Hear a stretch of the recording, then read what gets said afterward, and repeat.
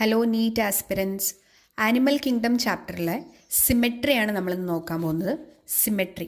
അപ്പോൾ നമുക്കറിയാം 3 തരത്തിലുള്ള സിമെട്രി ഉണ്ട്. Asymmetry, bilateral symmetry and radial symmetry. ഈ 3 സിമെട്രി ഉള്ളത്.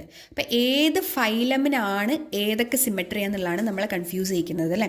അപ്പോൾ നമുക്കിവിടെ ഈസി ആയിട്ടുള്ള ഒരു ടേബിൾ NCERT തന്നെ കൊടുത്തിട്ടുണ്ട്. നമുക്കിത് നോക്കിയാലോ. പോറിഫെറ തൊട്ട് കോഡേറ്റ വരെയുള്ള ലിസ്റ്റ് ചെയ്തിട്ടുണ്ട് ഫൈലത്തിൻ്റെ പേര് അല്ലേ. അപ്പോൾ ഇവിടുന്ന് നോക്കുമ്പോൾ നമുക്ക് 3 ഫൈലത്തിന് മാത്രം ഒരു സ്പെഷ്യാലിറ്റി ഉണ്ട്. ഏതാണ് 3 ഫൈലം? സീലൻഡ്രേറ്റ അഥവാ നിഡേറിയ, ടീനോഫോറ, പിന്നെ എക്കനോഡെർമാറ്റ. ഈ സീലൻഡ്രേറ്റ, ടീനോഫോറ, എക്കിനോഡെർമാറ്റയ്ക്ക് മാത്രം റേഡിയൽ സിമെട്രിയാണ്. ബാക്കി എല്ലാ ഫൈലത്തിനും, പോറിഫെറ ഒഴിച്ച് ബാക്കി എല്ലാ ഫൈലത്തിനും ഏത് സിമെട്രിയാണ്? ബൈലാറ്ററൽ സിമെട്രിയാണ്. എന്തൊരു എളുപ്പമാണല്ലേ. Coelenterata, Ctenophora, Echinodermata radial symmetry. ബാക്കി എല്ലാ ഫൈലത്തിനും ബൈലാറ്ററൽ സിമെട്രി എക്സെപ്റ്റ് പോറിഫെറ. പോറിഫെറയ്ക്ക് സിമെട്രി ഒന്നും ഇല്ല, അവർ അസിമെട്രിക്കലാണ് അല്ലേ.